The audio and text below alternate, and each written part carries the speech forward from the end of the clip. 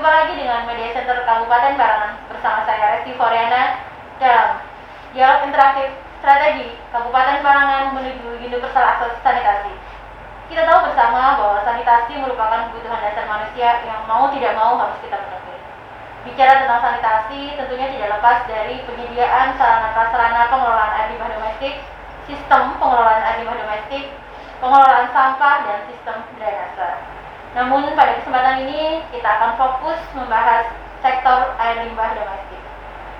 Sanitasi saat ini menjadi isu global karena merupakan salah satu poin dari tujuan pembangunan berkelanjutan atau yang kita kenal dengan Sustainable Development Goals atau SDGs. Sektor lingkungan hidup yaitu memastikan masyarakat mencapai akses universal air bersih dan sanitasi pada tahun 2030. Tujuan ini menjadi penting karena akses sanitasi dan air bersih yang buruk akan berdampak signifikan terhadap derajat kesehatan masyarakat seperti stunting, diare, dan lain sebagainya. Indonesia melalui Perpres 59 tahun 2017 menargetkan 90% akses sanitasi layak dan 20% akses sanitasi aman pada tahun 2024. Nah, bagaimana dengan Kabupaten Barangan sendiri? Dan apakah strategi yang dilaksanakan oleh Kabupaten Barangan dalam mencapai tujuan tersebut? Untuk membahas itu, pada kesempatan ini telah hadir bersama kita 4 orang narasumber yang tentunya berkompeten di bidangnya. Yang pertama, Bapak Insinyur Tuharus MP, beliau adalah Kepala Dinas PU Kabupaten Barangan. Apa kabar Bapak?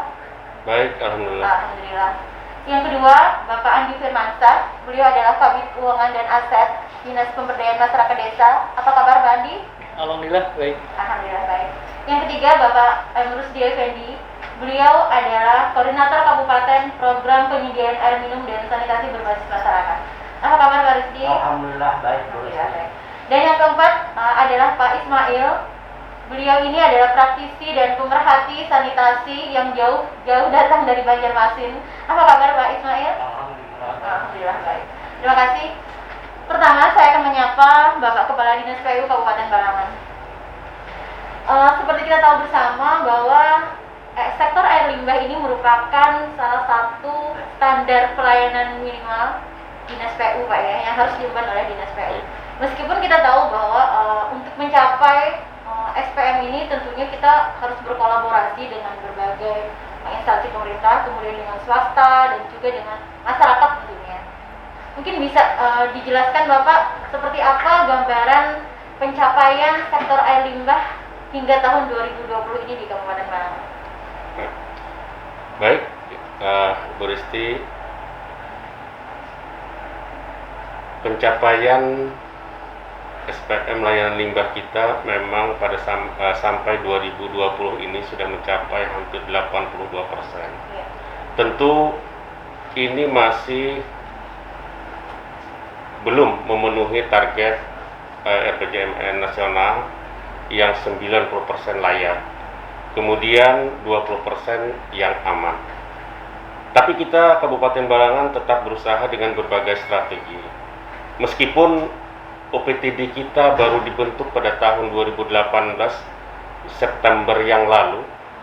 Kemudian kita launching untuk Sedetinja karena ini merupakan tugas di bulan September 2019 kemarin, namun sudah berkembang dengan baik. Kita sudah melaksanakan Sedetinja hampir 32 kali dalam 1 tahun di 2020 ini. Tapi yang lebih menarik barangkali karena Kabupaten Barangan ini dulunya pada tahun 2016 yang BABS kita yang buang air besar sembarangan itu sangat tinggi, hampir 17%.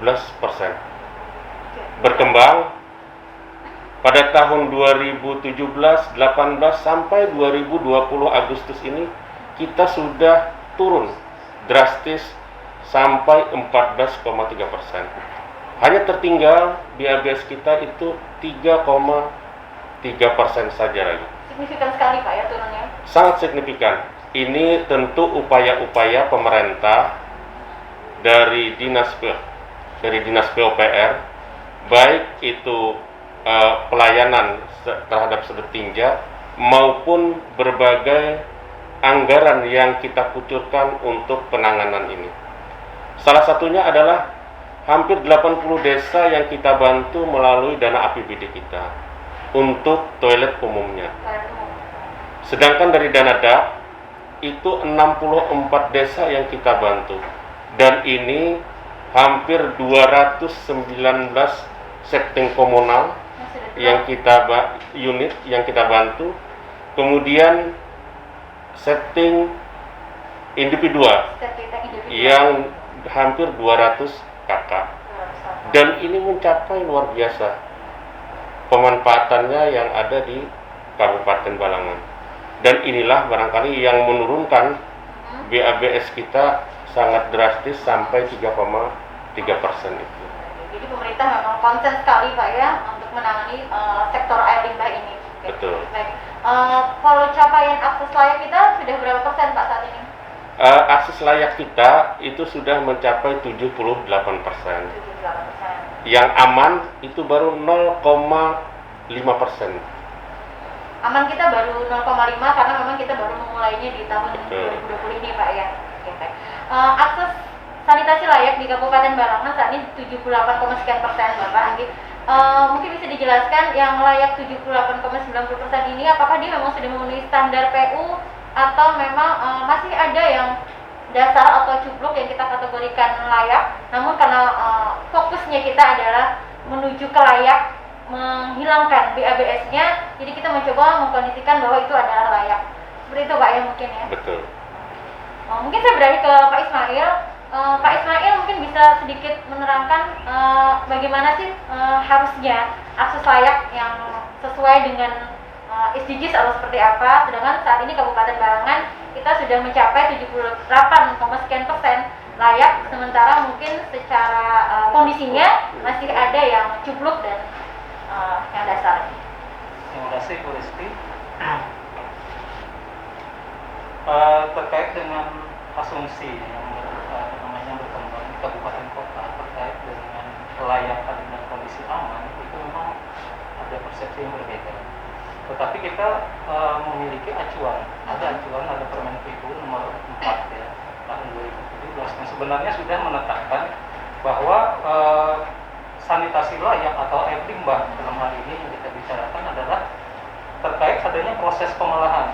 Jadi dari user interface dari rumah tangga menuju ke pengolahan itu ada proses, ada pengangkutan. Nah itu yang kita lihat nanti seberapa besar ini terjadi gitu kan. Nah apalagi kan kita sudah memiliki ya di sini ada IPRT, artinya sudah ada kemauan untuk melakukan semacam menuju ke layak dan aman tadi. Jadi itu yang penting Bu. Karena saya melihat tadi terjadi penurunan yang signifikan dari 17% ke 0%. Kalau kita melihat dari sisi anggaran, investasi berapa yang besar gitu kan. Nah, dalam posisi ini kalau saya mengamati adalah kemauan Balangan dan memposisikan diri sebagai menyadari betul gitu kan kita berada di era industri 4.0, di mana pola yang dibangun di sini adalah kolaborasi. Jadi bukan hanya dari pemerintah daerah sendiri, kita juga meng-hire dana-dana dari luar Bu, seperti dari APBD provinsi, dari pusat, itu yang terjadi. Nah selain itu kita juga pola pembangunan yang berbasis masyarakat, mungkin nanti dari Pak ini menjelaskan. Nah itulah yang kami lihat, kami amati kemauan untuk saling berbagi gitu kan, saling membuka diri, itu yang penting Bu, yang ada di Balangan ini, sehingga angka penurunan tadi betul-betul signifikan. Tetapi kalau ditanyakan tadi proses antara layak dan aman, apakah ini akses dasar, itu bagi kami tidak terlalu tidak terlalu penting saat ini ya, karena posisi Balangan sendiri dari sisi kepadatan penduduk masih rendah Pak. Nah itu Bu Resti. Jadi istilahnya bisa dikatakan tidak masalah, yang penting kita sudah mencoba menuju ke stop BABS-nya ya, Pak. Ya, jadi kita penurunan yang signifikan ini mungkin suatu prestasi tersendiri bagi Kabupaten Balangan. Oke, baik. Sebenarnya tidak hanya Dinas PU Bapak yang membangun sarana dan prasarana di sini. Jadi kita juga melibatkan dari dana desa. Nah ini cukup signifikan sekali di tahun 2019 dan 2020 ini. Mungkin nanti Pak Andi bisa menjelaskan bahwa perannya seperti apa dana desa masuk ke dalam pencapaian sektor sanitasi air limbah ini? Mungkin Pak Andi bisa berbagi. Baik, terima kasih Bu Resti.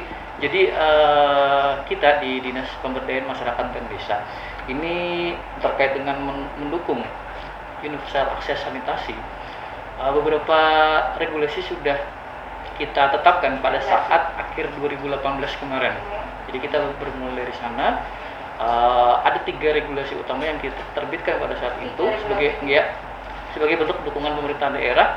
Yang pertama adalah kita menerbitkan peraturan bupati, itu nomor 54 tahun 2018 tentang prioritas penggunaan dana desa tahun anggaran 2019. Itu yang pertama.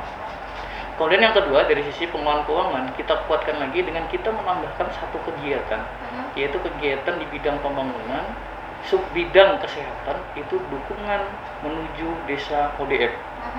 Oke. Kemudian yang ketiga, desa open defecation free, atau betul. desa yang bebas buang air besar sembarangan. Yang ketiga, itu kita kuatkan lagi dengan surat edaran dari bupati di akhir tahun, yang mana itu adalah timingnya tepat pada saat desa sedang merumuskan perencanaan 2019. Kita buat himbauan berupa edaran bupati bahwasannya dana desa ini diharapkan dapat membantu menuju universal akses sanitasi berupa jamban sehat tadi. Dan yang alhamdulillah sekali di 2019 ternyata dukungan dan komitmen dari kepala desa sangat luar biasa. Oke, jadi perlu kami sampaikan informasi juga, di 2019 pemerintah desa itu telah membangun 2.494 jamban. 2.494 jamban. Iya. Wow, luar biasa sekali. Oke, dengan jumlah anggaran itu 5,5 miliar sekian. Oke, itu untuk 97 desa. Itu kita ada 154 desa. Ya, ada 154 desa. Jadi itu posisi di 2019. Kemudian di 2020 beberapa desa yang tertinggal penganggaran di 2019 menganggarkan di 2020 itu sudah terbangun. Posisi saat ini ada 357 jamban. 357 jamban dengan pagu realisasi itu di angka 806 juta sekian. Oke, sebenarnya memang di 2020 masih ada beberapa desa yang ingin kembali menganggarkan jamban sehat untuk warganya, terutama warga miskin ya, terutama warga miskin atau tidak mampu yang sebenarnya punya kemauan untuk tidak BABS, untuk tidak BABS sembarangan, tapi karena kemampuan ekonominya tidak mampu sehingga memerlukan bantuan dari pemerintah desa. Jadi sebenarnya banyak di 2020, cuma karena kondisi COVID. Iya, betul. Oke, jadi karena kondisi COVID yang seharusnya di tahun ini bisa terbangun 1000, ini hanya terbangun 357. Namun yang sering kami ingatkan kepada pemerintah desa sekali lagi adalah bantuan yang diberikan kepada masyarakat ini sifatnya adalah stimulan. Sehingga harus dipastikan pada saat musyawarah desa ada 2 aspek yang harus diperhatikan. Yang pertama, pastikan si penerima bantuan jamban sehat itu punya komitmen tidak lagi melakukan BABS. Jangan sampai sudah dibangunkan jamban dia masih BABS. Yang pertama. Yang kedua, komitmen yang kita minta dari masyarakat penerima jamban sehat ini adalah yang bersangkutan si penerima manfaat tadi siap untuk memelihara bantuan yang sudah diberikan oleh pemerintah desa. Karena kita tidak ingin di kemudian hari sudah diberikan bantuan dalam tanda kutip terjadi kerusakan kemudian meminta pemerintah desa untuk melakukan perbaikan ini, jangan. Jadi kita harus komitmen dan konsisten di awal, ini harus disepakati pada saat musyawarah desa. Begitu Bu. Terima kasih Pak Andi. Saya kembali ke Bapak Kepala Dinas PU. Nah, kalau kita melihat ada sekitar, kalau tidak salah hampir 3.000-an ya? Iya. Sampai 2020 ini kita membangun jamban sehat. Nah, bagaimana dengan kesiapan Dinas PU sendiri dalam operasional di PLT Bapak? Jadi apakah nantinya pastinya ini beberapa tahun ke depan itu pasti akan disedot gitu kan, karena kita membangun dengan jamban sehat dan aman. Nah, seperti apa kesiapan IPLT saat ini Bapak?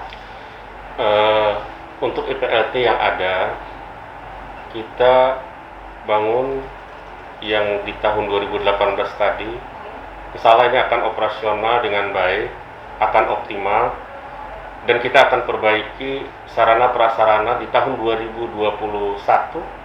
Ini akan kita upayakan sarana prasarana kita bisa mencapai 8 kubik per hari. Dan ini insya Allah akan optimal untuk pelaksanaannya. Namun memang ada armada kita yang masih hanya memiliki satu saja. Dan ini akan kita upayakan di 2022, ini akan kita upayakan satu lagi armada untuk EPLT. Dan ini juga di tahun 2020 ini telah kita lindungi EPLT kita dengan Ranperda. Dan inilah barangkali payung hukum untuk pelaksanaan operasional di OPTD EPTL kita. Nah, sekarang Dan prosesnya sudah sampai mana, Pak? Ranperdanya? Ranperda kita sudah melakukan pembahasan satu kali. Mudah-mudahan ini ada peninjauan ke lapangan atau ke daerah lain, studi banding. Dan ini akan kita berjanji dengan DPRD, pembahasan ini akan selesai di tahun 2020 ini juga, dan akan diparipurnakan di 2020 ini juga. Apakah saat ini masyarakat sudah bisa melakukan sedot tinja walaupun perdanya belum terbit, Bapak? Sudah kita lakukan upaya-upaya untuk melakukan sedot tinja, dan ini di 2020 ini kita sudah mencapai, sampai 2020 ini sudah 32 kali sedot tinja, meskipun itu hanya per sekali sedot begitu, tidak seperti yang kita bayangkan pada saat nanti perda ini akan terbit. Dan ini jauh lebih murah kalau kawan-kawan atau masyarakat kita dengan melakukan sudut tinja sesuai dengan perda yang ada. Ya. Alhamdulillah. Oke. Saya kembali membahas tentang sektor air limbah. Kita bicara sanitasi tidak hanya di rumah, Pak ya, tentunya juga di tempat kerja dan juga di sekolah mungkin. Nah, ini mungkin keterlibatan program Pamsimas di sini seperti apa, Pak Rusdi mungkin bisa menjelaskan terkait sanitasi mungkin di sekolah seperti apa? Terima kasih Bu Resti. Sebenarnya untuk program nasional penyediaan air minum dan sanitasi berbasis masyarakat itu untuk di Kabupaten Balangan itu sudah terlaksana dari tahun 2008 sampai 2012, itu sudah yang disebut dengan nama Pamsimas 1. 2013 sampai dengan 2016 itu ada Pamsimas 2, 2016, 17 sampai sekarang itu ada Pamsimas 3. Nah, terkait dengan sanitasi itu untuk Pamsimas itu sebenarnya pembangunan yang ada di sekolah-sekolah SD. Sekolah SD. Ya, dari tahun 2008 sampai tahun 2020 untuk pembangunan sanitasi yang ada di sekolah itu 43 unit. Itu bangun WC gitu, Pak ya? Ya, WC yang ada di sekolah, baik itu pembangunan baru maupun dananya APBD apa APBN? dananya memang APBN. Oh, APBN. Tapi itu untuk sekolah dasar SD. Nah, terus lagi kalau untuk TTPS itu kita ada TTPS cuci tangan pakai sabun, Pak? ya, cuci tangan pakai sabun itu kita ada 53 unit. Terkait dengan tahun 2020 itu kita membangun ada 40 unit, itu terkait dengan permasalahan COVID. Nah, jadi untuk Pamsimas di tahun 2020 sampai sekarang itu kita dipermasalahkan adalah programnya untuk COVID. Jadi disuruh di dalam bidang program Pamsimas itu disuruh kita memperbanyak cuci tangan pakai sabun. Terima kasih. Jadi memang mau tidak mau kita harus mendidik dari sejak dini, Pak ya, untuk menerapkan hidup bersih dan sehat. Jadi Pamsimas ternyata tidak hanya di air minum terlibatnya, tapi di sanitasi juga terlibat, Pak ya. Alhamdulillah, jadi benar-benar kolaborasi semua pihak di sini. Kembali lagi Bapak ke IPLT ini sebenarnya menarik sekali kalau kita bicara, karena IPLT ini mungkin di Kalimantan Selatan baru beberapa kabupaten, Pak, yang operasional. Gitu. Mudah-mudahan Kabupaten Balangan bisa lanjut operasionalnya sampai kapan gitu, sampai kapanpun gitu. Untuk IPLT sendiri saat ini kan kita masih sedot bayar gitu, Pak ya. Yeah. Nextnya apakah ada rencana atau ada sistem gitu untuk keberlanjutannya? Apakah melalui pembayaran yang rutin atau seperti apa itu? Apakah sudah ada rencana seperti apa? Dalam perda yang kita buat, kita berkeinginan nanti ada pelanggan yang bisa iurannya setiap bulan. Jadi kalau di dalam perda kita telah mencanangkan itu sekitar 4.700 per bulan. Sehingga nanti akan sedot tinja ini akan berlanjut dan teratur. Betul. Dan setiap pada saat nanti memang harus disedot, maka disedot. dengan hanya membebani iuran harus biaya mahal sekaligus ya, Pak, ya? dengan hanya iuran sekitar 4.700 per Tapi tidak per memberatkan, bulannya. Pak, ya. Oh, kalau tidak salah kita tahun ini juga dapat pendampingan, Pak, ya, dari BPPW terkait penerapan L2T2 di Iya. Kabupaten Balangan. Ini mungkin juga membantu sekali. Mudah-mudahan nanti hasilnya bisa kita terapkan. Apakah sistemnya mau kita sepakati seperti apa, Pak, ya, Iya. untuk keberlanjutan operasional si L2T2 ini. Kemudian saya juga ingin menanyakan terkait inovasi. Sebenarnya inovasi apa sih yang sudah ada di Kabupaten Balangan terkait sektor air limbah? Mungkin Pak Andi bisa menjelaskan. Oh, baik. Oke, terkait dengan inovasi, kaitannya dengan sanitasi di pemerintah desa, sebenarnya ada program teknologi tepat guna TTG. Oke, yang sudah kita jalankan saat ini, khususnya dilakukan oleh pemerintah desa. TTG ini utamanya untuk daerah-daerah yang di pinggiran atau di bantaran sungai. Banyak sekali kita. Iya, betul. Terutama di daerah yang kecamatan Antibung, tarik ke Oh, Sungai iya. Balangan ya. Nah, itu dalam TTG-nya mereka dalam pembangunan jamban itu menggunakan tripikon S. Septic tank. Iya, septic tanknya menggunakan Mereka tripikon tidak S. punya lahan lagi, Pak. Iya. untuk Iya, membangun. betul. Oke. Nah, mungkin ke depan akan coba kita gali lagi TTG dalam bentuk pembangunan jamban apa-apa yang masih memungkinkan untuk kita kembangkan. Karena memang sebagai informasi, kelompok TTG di kita di Balangan masih sangat rendah. Kita baru punya satu kelompok TTG di Balangan yang mana memang TTG-nya lebih kepada peralatan mesin. Nah, mungkin ini ke depannya akan kita coba dorong kepada pemerintah desa untuk mengaktifkan dan memberdayakan kelompok-kelompok TTG yang ada di pemerintah desa. Karena memang konsep TTG tadi ini adalah bagaimana pemerintah desa mampu menyiapkan teknologi yang mampu memberikan tingkat pelayanan yang dapat diterima baik secara sosial dan budaya, lingkungan dengan harga yang paling murah. Iya, murah. Gitu. Betul.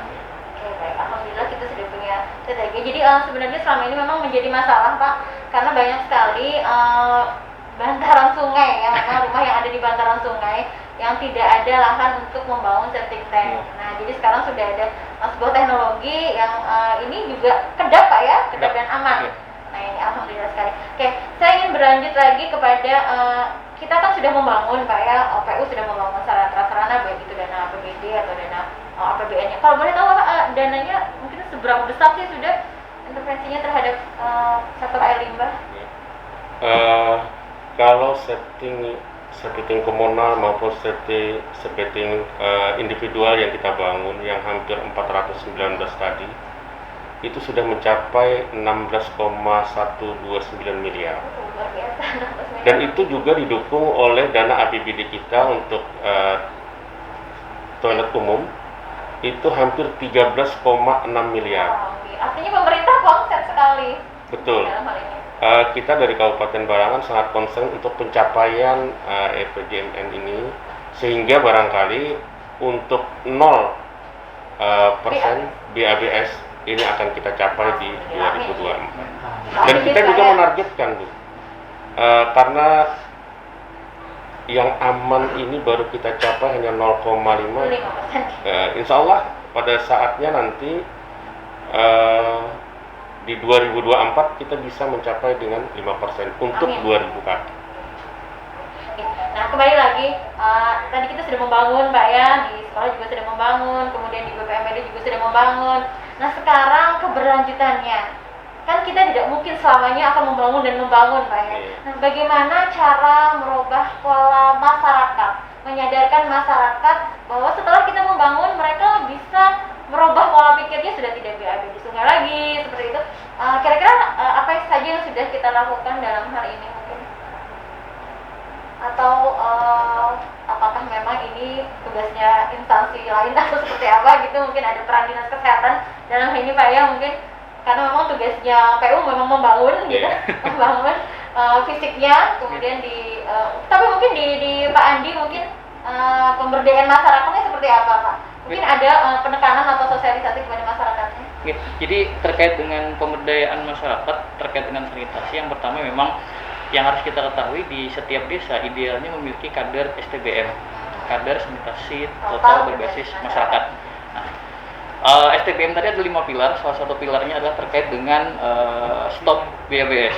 Nah, harapannya tentu kita akan nanti kolaborasikan kegiatan-kegiatan yang akan dilakukan oleh kawan-kawan kader STBM dengan LKD, Lembaga Pemasyarakatan Desa yang ada di desa. Nah, LKD yang paling mendekati untuk program-program kegiatan sanitasi ini adalah salah satunya PKK. Kenapa PKK? Karena PKK itu mempunyai 10 program pokok, di mana salah satu program pokoknya itu adalah di bidang kesehatan. Sehingga ketika ini ada kolaborasi antara kader STBM dengan kader PKK, ya harapannya ini nanti dapat secara masif mensosialisasikan kepada masyarakat, karena PR kita adalah bagaimana kita mengubah perilaku. Betul. Bagaimana kita mengubah perilaku masyarakat dengan kebiasaan yang selama ini. Jadi ke depan kita akan coba lakukan pelatihan-pelatihan terkait dengan kegiatan PKK, kegiatan kader STBM. Itu kalau yang kader STBM kita akan kolaborasi dengan kawan-kawan di dinas kesehatan. Ke depan itu, Bu. Baik, terima kasih. Jadi memang PR-nya sebenarnya banyak lagi Bapak. Kita tidak hanya membangun, tapi kita memang berharap pola perilaku masyarakat itu bisa berubah nanti dengan sendirinya, dengan sosialisasi, mungkin dengan semakin banyaknya kita mendekatkan diri dengan mereka. Nah, kemudian juga pemirsa, diskusi kita kali ini sangat menarik sekali. Namun kita akan break sebentar setelah jeda berikut.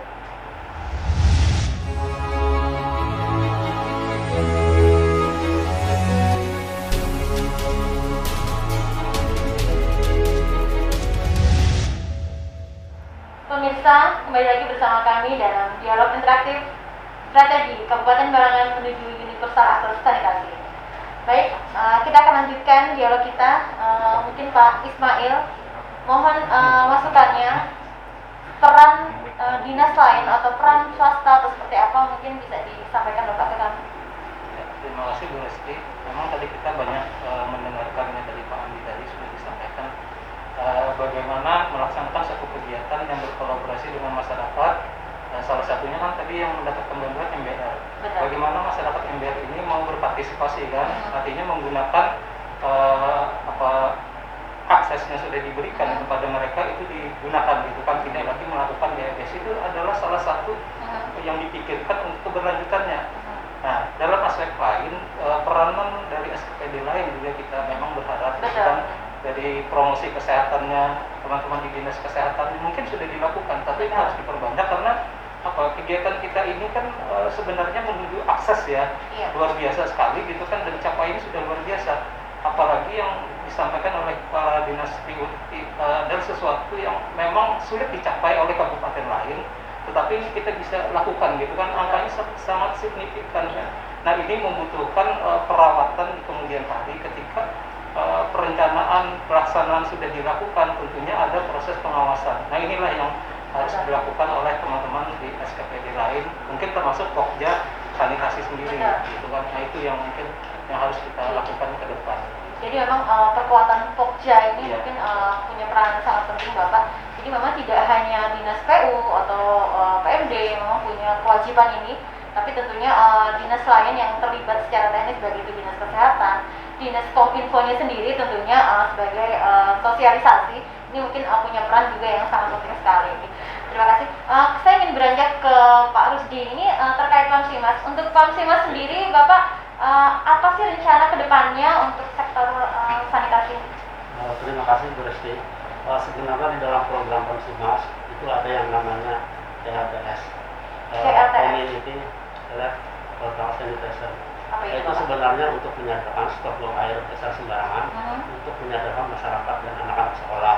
Nah, kita juga di tahun 2018, 19 sampai 2020 ada yang namanya PHBS. PHBS perilaku hidup bersih dan sehat. Perilaku hidup bersih dan sehat itu ada di tingkat masyarakat dan ada di tingkat sekolahan. Nah, itu kita lakukan bersama dengan memfasilitasi dinas-dinas kesehatan juga, termasuk juga yang ada di sekolah. Nah, itu harapan dari program itu adalah kegiatan-kegiatan yang terkait dengan PHBS maupun TLTS itu tidak lagi buang air sembarangan, sehingga nanti anak-anak sekolah kita bisa meniru yang perilaku hidup bersih dan sehat. Jadi Pamsimas ini gerakannya dari dini Pak, itu tadi kan, jadi dari sekolah. Jadi tidak hanya kita berputar di masyarakat di rumahnya, tapi juga di sekolah. Terima kasih banyak sekali Pak Rizky. Oke, saya ingin kembali beranjak ke Pak Kepala Dinas PU. Ini saya tertarik sekali dengan IPAT tadi Bapak. Jadi pasti nanti banyak masyarakat yang kondisi septic tanknya sudah layak untuk disedot. Kira-kira bagaimana cara untuk bisa mendapatkan layanan sedot tinggi ini? Menghubungi siapa atau bagaimana Bapak? Bagi masyarakat yang ingin melakukan layanan sedot tinja, maka bisa dihubungi dengan call Oke, di iya. nomor ini. Tertera di. Yang Terima kasih, Ibu Bapak. Terima kasih. Jadi nanti masyarakat silakan menghubungi seperti nomor yang tertera ini. Kemudian saya ingin kembali ke Pak Andi. Mungkin nextnya rencananya seperti apa untuk 2021 hingga 2024 ini untuk dana desanya, atau memang ada program apa di PMD yang mencakup sektor air limbah? Oke, baik. Jadi kita memperhatikan peraturan Menteri Desa nomor 13 ya tahun 2020 untuk prioritas dana desa 2021. Kemudian kita memperhatikan surat edaran Mendagri yang terbit di bulan September kemarin kaitannya dengan penyusunan APBD di tahun anggaran 2021. Maka yang pertama dari sisi kita di Dinas PMD, kita akan berupaya melaksanakan kegiatan-kegiatan pembekalan, sosialisasi, pelatihan dan sebagainya untuk kader-kader desa yang berkaitan dengan kegiatan-kegiatan sanitasi ini. Itu dari sisi kami Dinas PMD. Kemudian dengan segala keterbatasan kami di Dinas PMD, tentu perlu ada dukungan dari pemerintah desa sendiri dengan anggaran yang tersedia. Nah, di sini kita sudah rancang di dalam peraturan Bupati tentang pedoman penyusunan APBD 2021. Kita sudah rancang bahwasannya harapan kita dana desa di dalam APBD nanti di 2021 ini dapat menganggarkan kegiatan pelatihan yang berskala lokal desa. Lokal desa. Iya, jadi setiap desa kita harapkan dapat melaksanakan kegiatan pelatihan berskala lokal desa yang berkaitan dengan kegiatan sanitasi ini, yang tentu nanti akan memerlukan bantuan dari teman-teman sanitarian di Dinas Kesehatan. Mungkin itu, Bu. Jadi memang berkolaborasi, Iya, Pak ya. betul. Baik. Lagi saya ingin bicara tentang ODF, jadi Open Defecation Free atau bebas buang air besar sembarangan. Nah, saat ini kita sudah 80% Bapak desa kita yang memang sudah deklarasi ODF ya. Mungkin ada sebagian yang belum deklarasi, tapi yang sudah ODF sudah sekitar 80%. Dari 154 desa kita.